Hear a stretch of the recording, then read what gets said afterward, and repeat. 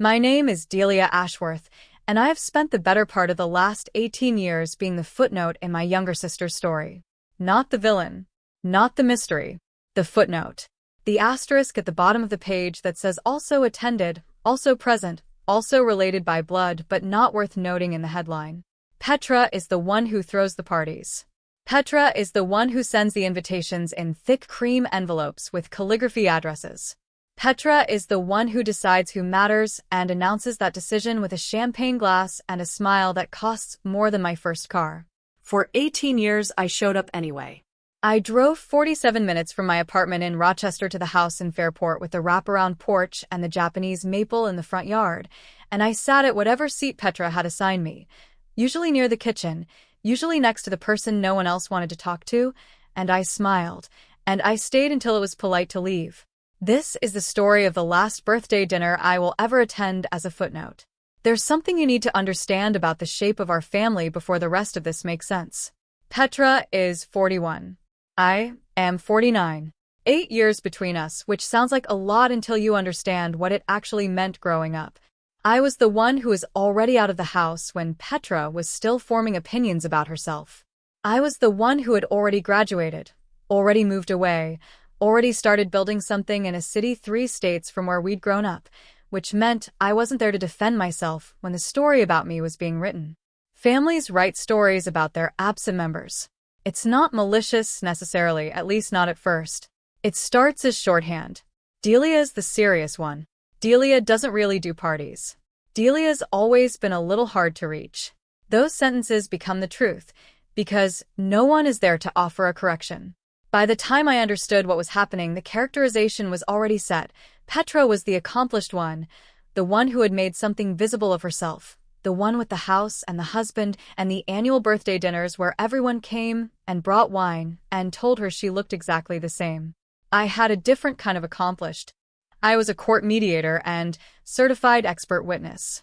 I had spent 22 years working in conflict resolution and dispute settlement, mostly for family courts and civil litigation. I had testified in 41 cases. I had my name in 3 legal journals and 1 textbook that law students at 2 universities in New York still read. But none of that was the kind of accomplished that showed well at birthday dinners. It didn't photograph. It didn't have a label anyone could read at a glance. Petra had built her identity around accomplishment that could be seen. Her husband Colton was a vice president at a regional bank. They had renovated the Fairport house themselves, or so the story went, although the contractors' trucks were still parked in front every time I drove by. She sat on 2 nonprofit boards and had her photograph in the local paper every April when the charity auction results came in. She was, by any measure a casual observer would use, the sister who had done things. I had been her proof of contrast for so long that I had almost stopped noticing it. Almost. I need to say this carefully because I want to be fair. I do not think Petra set out to diminish me. I think she set out to build herself, and somewhere in that construction, making me smaller made her feel bigger. That is the thing about a wound that heals crooked. It doesn't know it's doing damage. It's just trying to take up enough space to feel whole. She had been passed over, 12 years ago, for a position at the arts organization where she'd volunteered for 3 years. The woman who got the role instead had been a colleague of mine, someone I'd worked with briefly on a mediation case years before that, someone I'd mentioned in passing to the search committee chair when he'd called asking for referrals in the arts administration space. I had not known Petra had applied. She had not told me. She found out 2 years later, through a chain of conversations at a party I wasn't at, that my name had come up in the process. She never said anything to me directly. She didn't have to. The year after that is when the birthday dinner toasts changed their flavor. What she lost that day wasn't the job. She'd found another position she liked better within 6 months. What she lost was the story she had been telling herself, that her trajectory was entirely her own, that her life's shape had nothing to do with anyone in our family, that she had built everything from the ground up without the shadow of anyone else's name landing anywhere near her choices. When she learned that wasn't entirely true, she couldn't be angry at me for it. So she did the next best thing. She made me small enough that it stopped mattering. The birthday dinner was a Saturday in March. 22 people at Petra's long table, The one she'd had shipped from an estate auction in Vermont 3 years ago, and which she mentioned every time anyone complimented it. I arrived at 6:47 p.m. I had driven the 47 minutes from Rochester in the cream coat I hadn't worn in 8 months, the structured one with the double-breasted front and the cuffs that sat right at the wrist, the one I wore to testify. I wasn't sure why I put it on that morning. I had 4 other coats. Something about it felt right in a way I didn't analyze. June Cardwell met me in the driveway. June had been my closest friend for 19 years. We had met at a continuing education seminar on family law, bonded over the terrible coffee, and had kept each other close through 2 divorces, 1 cancer scare, and the ongoing reality of having complicated family lives. She was the only person at the dinner who was there for me rather than for Petra, which made her the only person I had told about the conversations I'd been having with myself for the past 6 months about whether I would keep coming. "You look like someone who made a decision," she said when I got out of the car. "I look cold," I said. "It's March." "You look like someone who made a decision," she said again, and linked her arm through mine, and we went inside. The table seated 22, and I had been placed at the far end, to the left of Petra's neighbor Glenn, and across from a woman named Audrey, who was on one of Petra's nonprofit boards, and who spent the first 40 minutes of dinner telling me about her kitchen renovation. I listened. I ate the salmon. I drank 1 glass of Petra's wine, which cost more than my electric bill, and I watched the table the way I have always watched rooms, quietly from the outside, cataloging. Colton's boss was there. I noticed him when I sat down. His name was Randall Okafor, and he was the kind of man who occupies a room by not trying to tall, quietly dressed, the sort of presence that made other people adjust their posture without realizing it. He was seated 3 chairs to Petra's left, beside Colton, and he had said almost nothing for the first hour of dinner except to thank the person who passed him the bread. At 8:14 p.m., Petra stood. She did this every year. The birthday toast. It was the moment the dinner had always been building toward, the moment she transformed from host into the main character of her own story. She tapped her glass. The table went quiet. "I want to say a few words," she said, "about what it means to be surrounded by people who have genuinely built something." She began with Colton. She said he had made the family proud. She talked about the house, the renovation, the board she served on. She talked about the trip they were planning to Portugal. She said it twice, genuinely accomplished something real to show for it, in the way people say things twice when they want them to land somewhere specific. She didn't mention me by name. She never did. But at the far end of the table, to her left, nearest the kitchen, she looked in my direction and paused just long enough that everyone at the table could feel where the gap was. "To the only one in this family," she said, raising her glass toward Colton, "who has actually accomplished something." She smiled. The table smiled. 22 people clinked their glasses. I set mine down without drinking. Across the table, June watched me. I did not look at her. I had learned long ago that some sentences are not worth answering. Some rooms are not worth fighting in. Some toasts are designed not to celebrate, but to establish a record, and the only power available to the person being diminished is to refuse to confirm it. So I sat. And I watched. And then Randall Okafor leaned forward. He didn't say anything immediately. He had been looking at me for a few seconds before I noticed, the kind of sustained, careful attention that isn't rude, exactly, but is specific enough that you feel it before you turn toward it. I turned toward it. He was looking at me the way people look when they're trying to play something. Not a social appraisal, a cognitive one. The kind of look that means, I know this, I have seen this before, let me be sure. I met his eyes. I gave him the small neutral nod I give to people I don't yet know how to read. He leaned forward in his chair, slightly, the way a man does when he's made up his mind about something. "Excuse me," he said, across the table and the 2 people between us. "Are you Delia Ashworth?" The table didn't stop exactly, but the corner of it, the 6 or 8 people within earshot, did the thing tables do when someone says something unexpected in a quiet voice. A small pause. Plate still moving, but head slightly stilled. "I am," I said. "Randall Okafor," he said. "I was on the arbitration panel for the Hargrove settlement. You testified in the civil case that preceded it." I had testified in the Hargrove case in September, 18 months ago. It was a civil dispute over the administration of a family estate, 3 siblings, a contested will, and a business interest that one party claimed had been undervalued by $681,412 at the time of distribution. It had been a 4.5-hour deposition. Randall Okafor had been one of 3 arbitrators who presided over the settlement proceedings afterward. I had not known his name until he said it, but I remembered the panel. A woman in a red blazer who asked very precise questions, a man with a gray beard who took longhand notes, and a third man, taller than the other 2, who had read my full 17-page analysis before I arrived and asked a question no one had ever asked me before about the discount rate I'd used in my valuation methodology. I had thought about that question for a week afterward. "I remember the proceeding," I said. "Your analysis settled it," he said. "The family had been in dispute for 6 years. Your methodology was the first framework either side accepted as neutral.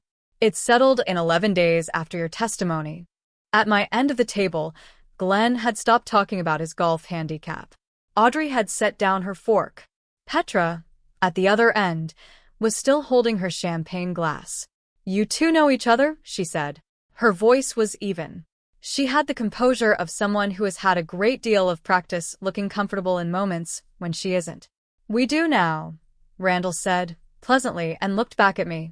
"Are you still working in estate mediation? Or has the practice expanded?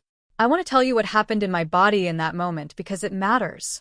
I did not feel triumphant. That is the thing no one says about moments like this one. You have imagined them.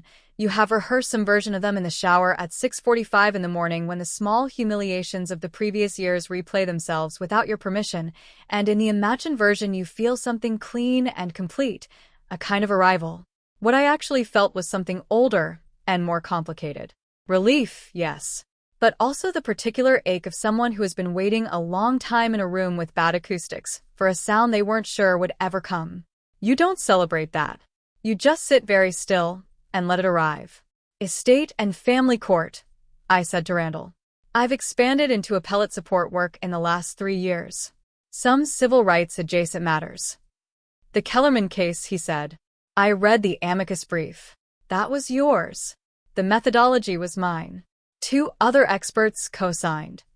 He nodded in a way that said he knew exactly what co-sign meant in that context, and what it meant that I'd said it the way I did. Petra said something to Colton that I didn't catch. Colton laughed. Too quickly did I excuse myself at 8:38 p.m. and found the powder room at the end of Petra's hallway.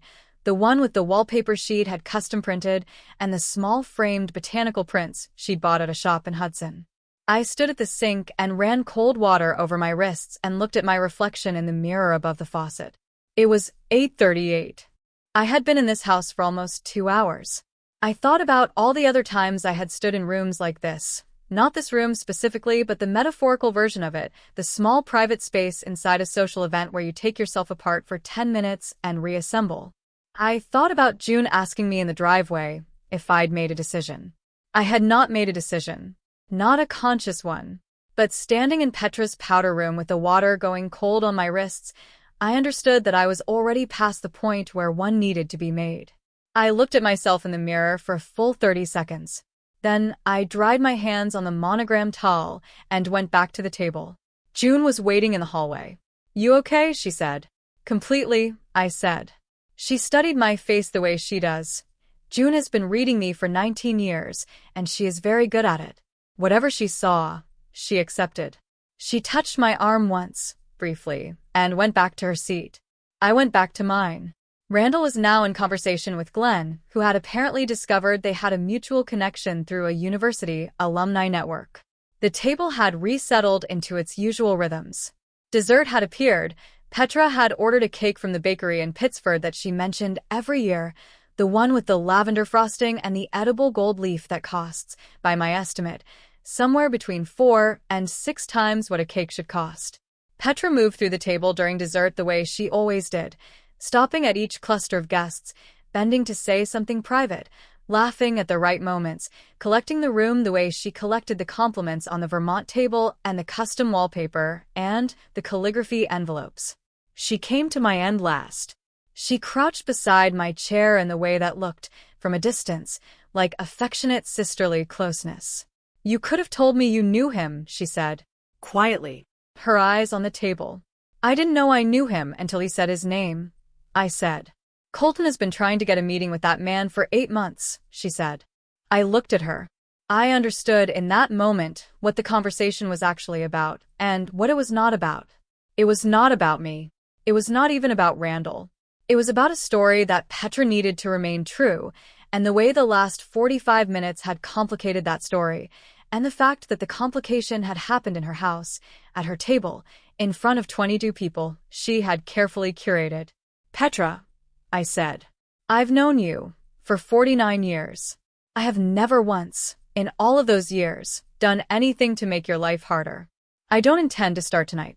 She looked at me for a moment. Then she stood and moved back up the table toward Colton. I finished my cake. It was very good.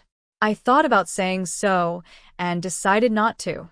It happened at 9:22 p.m. when Randall stood to leave. He was the first guest to go. He had mentioned an early flight, made his apologies to Petra and Colton with the practiced warmth of someone who knows how to exit a room gracefully, and he made his way around the table to say goodnight to the people he'd spoken with during the evening. He stopped at my end. I want to ask you something, he said, and please say no if this isn't the right context. Ask, I said. We're putting together a mediation panel for a multi-party estate dispute in the spring. Complex. 3 jurisdictions, contested business valuation, significant charitable remainder trust issues. The lead arbitrator is someone you may know, Catherine Brody. I knew Catherine Brody. She had co-written the textbook Chapter 1 was in. I know her work, I said. She asked me to identify 2 or 3 potential expert consultants at the beginning of the year. I've had your name on the list since October, but I didn't have a current contact. He reached into his jacket pocket, not a business card, a folded piece of paper, the way people carry things when they came to a birthday dinner and not a professional meeting. This is my direct line. If you're open to the conversation. I took the paper. I'm open to the conversation, I said. He nodded. He looked satisfied in the way that people look when something has resolved correctly. I'll have my assistant reach out Monday, he said. Then he turned to say goodnight to Petra. The exchange between them took about 90 seconds. I did not watch it. I was looking at the paper in my hand, a phone number, written in blue ink, and below it, the name of the case. Hargrove Family Partnership versus Hargrove Trust, Phase 2. Phase 2. 18 months later, the case was still going. I folded the paper and put it in the pocket of my cream coat. Across the table, 22 people were finishing their cake. 3 of them, within earshot of what Randall had said, were no longer talking about Petra's kitchen renovation or Colton's VP title or the trip to Portugal. They were looking at me with the small recalibration that happens when a room realizes it has been operating with incomplete information. Petra stood in the doorway to see Randall out. I watched her face as she came back to the table. It was entirely composed. She had 20 years of practice at that, too. She raised her glass one more time, to no one in particular. To a wonderful evening, she said. The table obliged. I raised mine as well. I drank. June found me in the kitchen at 9:41 p.m., rinsing my cake plate, which was a habit I'd had since childhood and which Petra had once told me was provincial. Tell me everything, June said. So I told her. The paper in my pocket. Phase 2. Catherine Brody's name. June is a family law attorney with 26 years of practice, and she understood exactly what it meant without my having to explain it, which is one of the reasons I have kept her close for 19 years. Delia, she said when I was done. I know, I said. Did Petra hear? Some of it, I said. Maybe all of it. She's good at appearing not to listen. June was quiet for a moment. She has a particular silence she uses when she is deciding whether to say the true thing or the kind thing, and I know it well enough to wait it out. The thing about tonight, she said finally, is that nothing you did wrong happened tonight. You just showed up. You wore a coat. You answered a man's question honestly. And the room reorganized itself around the truth. I thought about that. She's going to tell it differently, I said. Of course she is, June said. But you were there. So were 21 other people. I dried my hands on a dish towel that had embroidered lemons on it. Petra had a collection of them, a different fruit for each season, and I leaned against the counter and let the evening settle around me like sediment. The kitchen was quiet. Through the doorway, I could hear the dining room reassembling itself, chairs scraping, coats being retrieved, Colton's laugh at something someone said near the front door. "I got a question wrong," I said. "In the Hargrove deposition. The discount rate question. The one I've thought about ever since. Did it matter to the outcome?" No.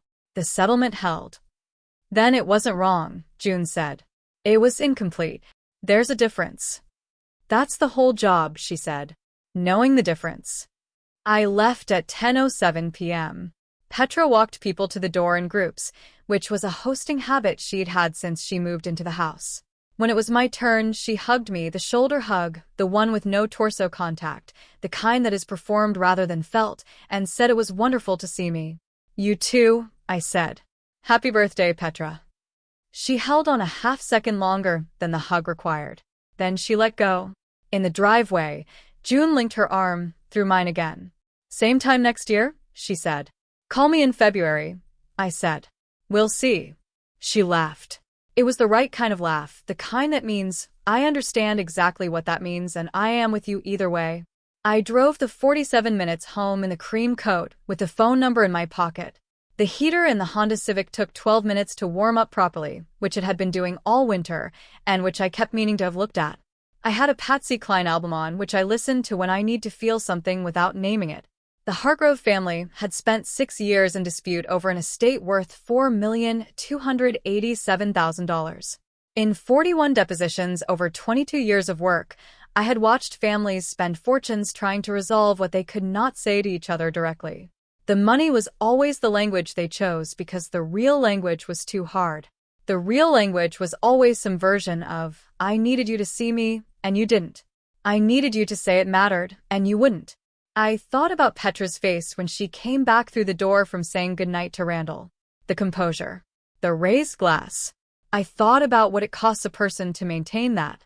To spend 20 years managing the distance between who they are and who they need the room to believe they are. She was not a villain. She was a woman who had built a story she could not afford to have corrected. And the correction had come anyway, at her own table, at her own party, in front of the 22 people she had most carefully assembled to confirm it. Nothing I had done caused that. I had just shown up, worn a coat, answered a man's question honestly. But the room had reorganized itself around the truth, as June said, and I was not the one who had to live in the room after. Randall's assistant called at 10:23 a.m. on Monday. We spoke for 40 minutes. The Phase 2 matter was exactly as complex as Randall had described. 3 jurisdictions, contested valuation of a family-held manufacturing partnership, and a charitable remainder trust with contested distribution timelines. Catherine Brody would be leading.